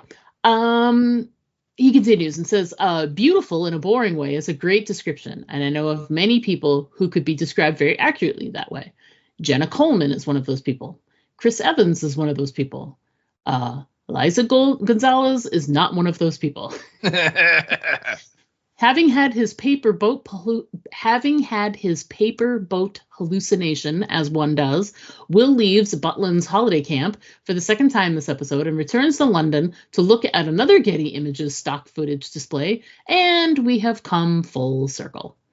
Until next week, full circle. I know. Listen, he typed it out twice. Anyway. No, I think he meant to say full circle. He might full circle. Yeah. Until next week, all I have to say is that fifth photo was taken in really bad light. I'm sorry, Joe. She keeps asking me for all these photos, so I don't want to get her and have her start sending, unmarked packages to me either. So I have to go through with it. So. Anyway, thanks for writing in, Joe. Even with the twisty army stuff, it's still great feedback, and we look forward to more next week. Thank you, number 2. That's right, number 2. You just remember, you have a lovely microphone there. It'd be a shame if anything happened to it. Oh, who's my? I don't have a microphone here. No, that's what you say to Joe. Yeah. Oh, yeah. You have a lovely microphone there.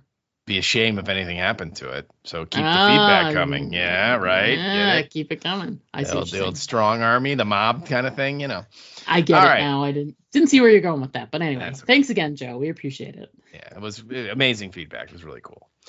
All right, so now we get to our, I guess we would refer to it as our number 1 three-body problem listener comment provider. Absolutely. That's right, and number 1 with a bullet. And that's, of course, Erica Price. Hello, Erica. How are you? And Erica sent this in via the Facebook, and she starts out by going, "You tell her, Jin. Wenji messed up, but that little grin tells me she's glad Jin and the others are so fired up." Okay, interesting. She goes, "Thank goodness Sir Davos Wade is in charge." And I'm guessing that's a GOT reference.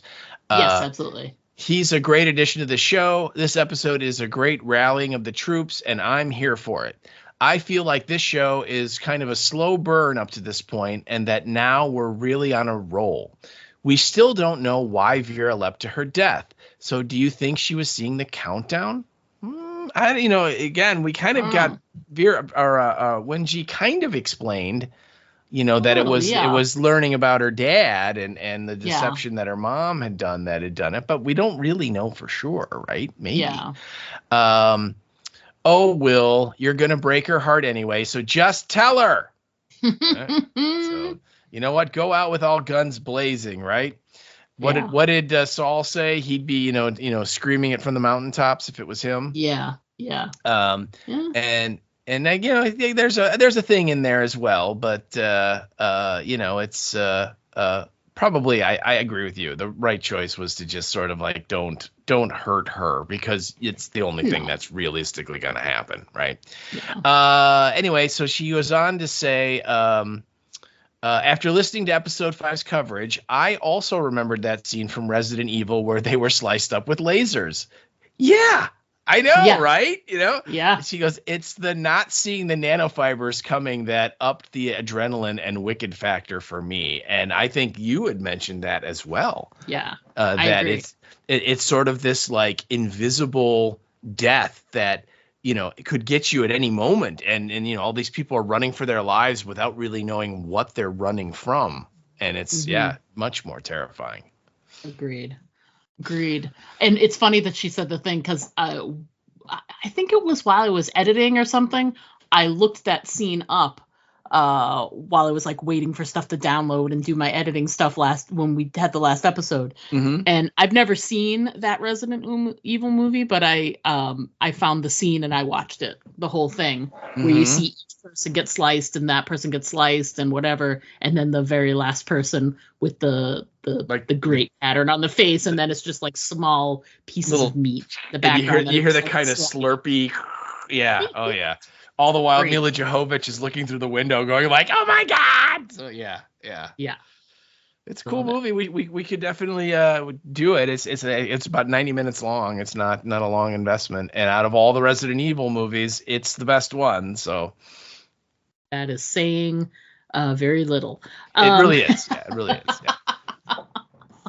But anyway, Erica, thank you for writing in. Yeah, that's so cool. And we look forward to, you know, having your feedback for episode 7. Man, we're getting close to the end, too. I know. So speaking of episode 7, which is next week, title of that episode is called Only Advance. And the very brief and non-descriptive description they gave us is a bold proposition for the Staircase Project. I love that it's being called the Staircase Project. I think that's great. A bold proposition for the Staircase Project puts the group at odds. Will weighs his options. Ye returns to a familiar place. And that's next week. So, we're looking forward to it. Yeah. So clearly, at the top of our list of topics to chat about, we were off last week because you were in Florida. How was your trip, sir? It started out a little bumpy because I spent 12 hours at the airport waiting for the plane. And so that was not great. But it was a wonderful trip. I had a really good time. Got to see some family and enjoy, you know, some good food and restaurants and beaches and all that stuff. But, the obvious highlight for me was I went to Fort Myers and was able to visit 4 of the filming locations from Day of the Dead that George Romero shot there back in 1985. Nice. The kind of these big stone buildings. If you remember in Day of the Dead, the opening sequence, they're in the helicopter and they're over this abandoned city and they're trying to find survivors, and they ultimately land and you know, the 2 characters get out, and the one breaks every horror movie rule in the universe by bringing a bullhorn and yelling "hello" really loud, which is like, no, what are you doing? You know, and then all the ghouls kind of get up because there's no people to eat, so they kind of have sort of just kind of deactivated, maybe, you know, they're just kind of lying dormant. Then when they hear the sound of food, they all get up and start moving, and so there's all these shots of them kind of shambling past these stone buildings, and so I was able to stand next to them because they're still pretty much there, and so that was really fun. And just the funny thing about it was, you know, we were going to go to the Ford Edison Museum is right there in Sarasota, and so we were going to go there and do the tour and everything. And so we're trying to figure out how much time am I going to need to do these locations. And I'm like, I don't know. There's like 3 or 4 of them, a couple of hours probably, just to be safe. You know, I have no idea the layout of Sarasota or anything. All of them literally are like across the street from each other. And, like we parked for the first one and we got out and did it. And then like we got in the car and I set the map and it's like, oh, it's like around the corner. And so, you know, like, you know, we didn't even have to move the car if we would have known. Right. And so that was just kind of funny. And it's just the magic of TV, because in the movie, or the magic of film, because in the movie you have no idea that, you know, the one building is literally across the street from the other building and all that stuff. You know what I mean? So that was kind of fun. So anyway, I got those pictures, and I'm going to do some side by sides along with the Halloween ones. I didn't get a chance to put those side by sides together. I have them all. I just haven't been able to put them together into one image. So we'll get all those up, and I will push them on to Diana, and she can post them on the website or on the on our thing. Love it. Yeah. We did while Steve was while we were off last week, we did in this sort of interim, we got the announcement. There was a convention somewhere, and they announced that the Dead City is coming back on May 4th. So we finally got a release date. It's gonna conflict with The Last of Us for 4 damn weeks. Yep. Son of a bitch. So Steve and I are going to have to work out, we've done this before.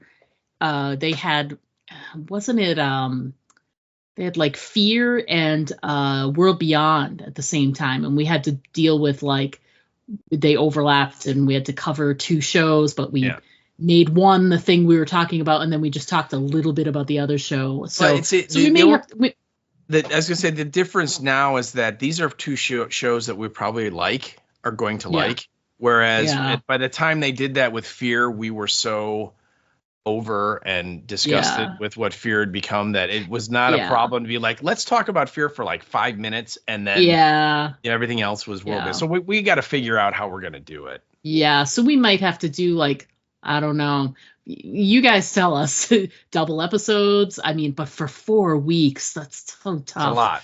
Because I mean, we already talk too much, and giving us more to talk about is really a wise decision. Yeah. So we're open to suggestions. We've done that before, where or we could cut back and just do like our top 5s for each show and talk through some stuff there. Like, I don't know, we've got some things to decide, and we have a little bit to decide. It's not until the beginning of May, so we've got just under 2 months, to do that. So like a month and a half. But yeah, I'm very upset with AMC because I just naturally assumed once I saw The Last of Us and I saw like how many weeks it would be and blah, blah, blah, blah. I was like, oh yeah, Dead City will be June. That's fine. And it's no, it's not fine. It's not fine. Yeah. And not only that, but Dead City is more episodes this year. So even if we do like, if we do decide to do like half and half episodes or something like that for 4 weeks, we'll still have 4 weeks of full episodes of Dead City to talk about once Last of Us is finished, because they're doing 8 this season, which is pretty cool. That's good to hear. So we will still be talking about Dead City in June.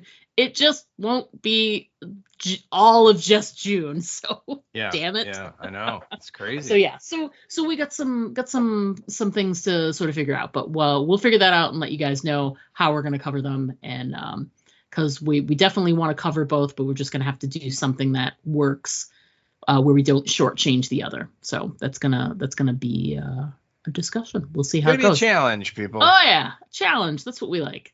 And for us this week, we've got some fun activities coming up over the next few months. We've got some conventions, but this week, tell us a little bit about, we're going to the movies basically, but it's kind of like a special screening and a special guy that sort of put it all together. So why don't you tell everybody, because you're the one that sort of turned me on to this guy who's the podcaster and yada yada. So more about Nick. It's a guy named Nick DiGilio, and he was on WGN radio for like 20 years, and he did like overnights, and so he got into all the weird people who call it like 3 a.m. type thing, and he's a huge horror fan, and he's also a movie critic as well, and so he very much into film.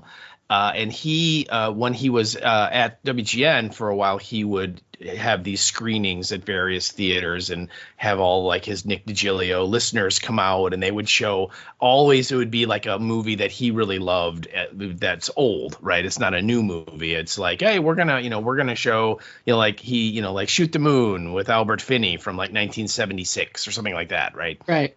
And so he has left WGN, and now he has his own podcast called the Nick D Podcast. He, by the way, is one of the moderators at Flashback Weekend. Yes. So he interviews a lot of the guests and stuff that are there, and he's been involved with Flashback since it started. So, for 20 years and so on. So, and again, huge horror fan, loves horror movies. And so since he started his podcast up, he has been wanting to restart the screenings, and he eventually met some folks that own this theater in Oak Park, which is a suburb of Chicago here.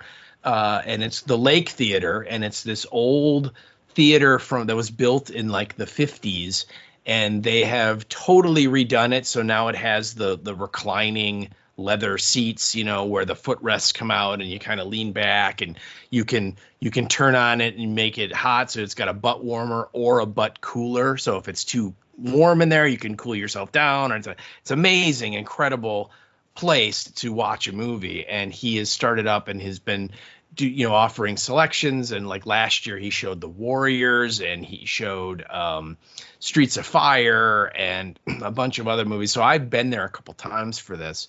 But for this week, for the one of the first movies for this year, I think it's the third movie for this year, he is showing John Carpenter's Escape from New York. Yeah. Which, as we know, apocalypse film. Yes. And so obviously up Diana's alley, and certainly one of my favorite movies. Snake Plissken is an iconic action character, and all the stuff about it. It's amazing. And so we're gonna get to go see Escape from New York on the big screen. It's Wednesday night at 7:00. So if you're listening to this in real time, it's in 2 days. There are some tickets left. You can buy them online, and this is one of those theaters where you pick your seat when you buy your ticket. Which is way most of them are going now. It's no longer sort of general admission. It's more of, no, I want to sit in row 4, seat J or whatever. So there are some seats left, but again, this is a very, very popular movie. A lot of people are going to be there, and I'm sure it's going to sell out.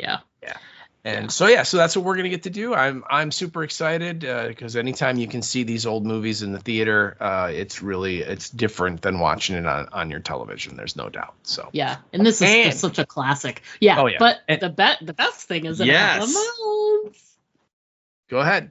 Oh, yeah. Oh, sorry. I was like, keep going. My bad.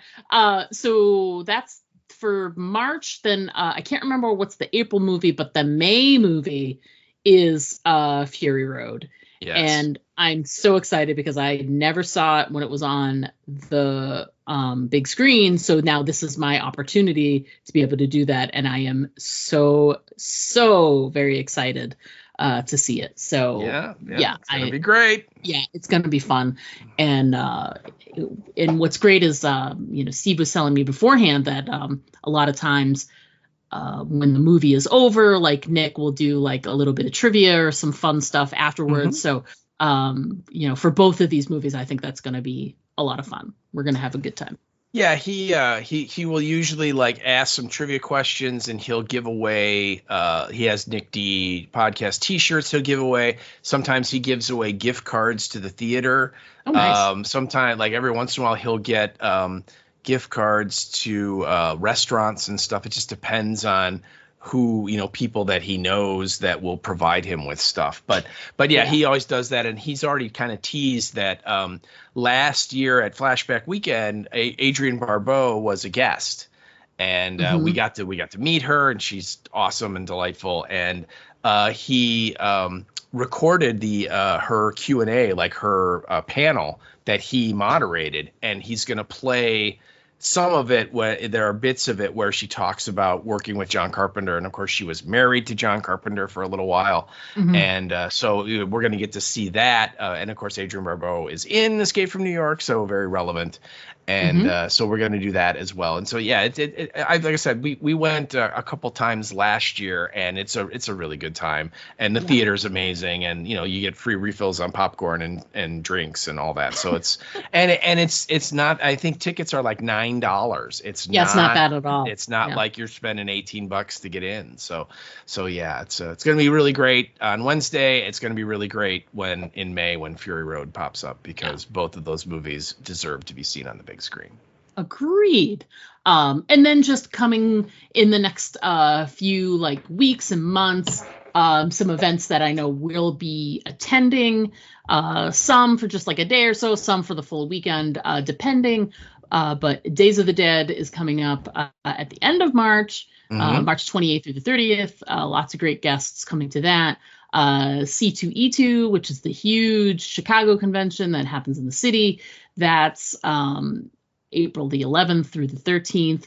And then Nightmare Weekend will be May 2nd through the 4th. And this is a relatively newer one, isn't it? This is the first year they've done it. Yeah. Yeah. So. And it's from the people who do GalaxyCon. So there's a lot of horror / thriller themed guests so far. They've got a decent crew of people. I mean, they got Shatner to come. They do so far. So there's a decent crew of people that are coming, and a nice mix there. And I every now and then I see a new one announced. So because that's all the way in May, so we got a little time for that one. Yeah. I don't know if you've looked at it, but the tickets for GalaxyCon or for Nightmare Weekend are super pricey. Yeah. Which is kind of a turnoff that I'm like, I don't know. And right now, there's only one person that they've announced that I would want to meet, and so I'm thinking I might just get like a 1-day pass and just go and meet that person. But we'll have to see. It's still, that's the farthest off. But yeah, Days of the Dead coming up here in March. The big thing for me is Ty West is going to be there. He's the creator, director, writer of X and Pearl and Maxine for A24, which are three recent horror movies that are really great. C2E2, you have huge like cast reunions. You have the Lord of the Rings. You have all the Hobbits and Gollum are going to be there, and Gimli. Yeah, John Reese is coming too. Yeah. And then you also have a huge Starship Troopers reunion with everyone, including Seth Gilliam, by the way, except for Doogie Howser. Neil Patrick Harris is the only guy from that cast that has not agreed. They've announced. And then the third one they just announced is they're having a full reunion of The Breakfast Club. Yeah, and when they first started announcing, they did like an announcement with the four you would expect, Judd Nelson, Ali Sheedy, Anthony Michael Hall, Molly Ringwald. They were all confirmed, and you're like, yeah, that's great, because you never hear about Emilio doing anything. And that was like a couple weeks ago. And then just this past couple of days, it came through that they confirmed Emilio. And it's like the 40th anniversary? Yeah, 1985. So the 40th anniversary of the movie. And they were able to get Emilio Estevez to come, which is incredible. So that's going to be the big one for C2E2. I would assume that's going to be the big draw. I think the Hobbits will draw a lot too, but you're right. Yeah, I mean it's just, I mean, you never see that group of people. I mean, Anthony Michael Hall certainly has got some carryover into horror and sci-fi and things. Yeah. But everyone else not nearly as much. So it's going to be real interesting to see what the crowds are like for that show.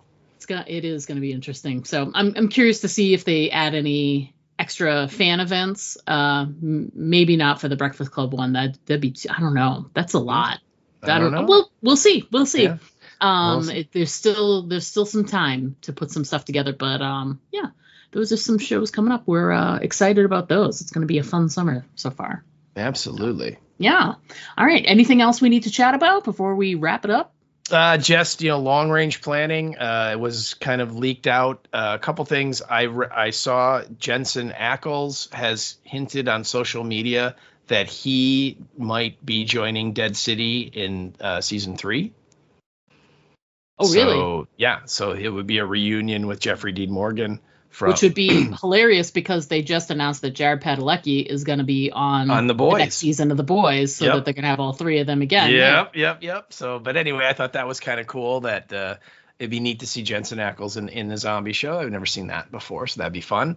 And especially with his supernatural, 9 years of fighting demons and beasties and ghouls and things, it would be fun to have him running around. I don't know what he's going to do or who he's going to play. It's not even confirmed. It's just a rumor, but that was kind of cool. And then the other thing that kind of came out in the last week or two is that in August, they're going to put back in the theaters for a very limited time Jaws. So yeah, that's right. Jaws in the theater, people. I'm pretty damn excited about that one. Yeah, that's going to be great. So more details obviously as we get closer on that. But if you like Jaws and you've never seen the theater, or if you've never seen Jaws in any form, this is your chance to go experience one of the movies that coined the phrase blockbuster. Oh yeah. The original summer blockbuster. Yeah. Oh, well, it's like this and The Exorcist, which came out in the same year. Yeah, and amazing. both of them kind of made Hollywood change how they viewed movies and releasing movies and so on. And yeah, it's good. It's going to be amazing. What can I say? It's going to be amazing. So. Lots of cool stuff that's going to be happening down the road. So we look forward to chatting with you guys about all of them, and we hope you enjoy coming along and listening as we chat about them. So that's that. We're gonna go ahead and wrap it up for this week. We look forward to chatting with you next week. Until then, as always, I'm Diana, and I'm Steve, and don't forget to always aim for the head, because all those body shots, they just don't work. To send us an email, write us at aimfortheheadpodcast@gmail.com. And our Twitter handle is @AFTHpodcast. Pictures and video are always welcome at our Instagram account, Aim for the Head Podcast, all one word. But the best way to keep in touch with us is to just like our Facebook page to get all of our updates in your feed.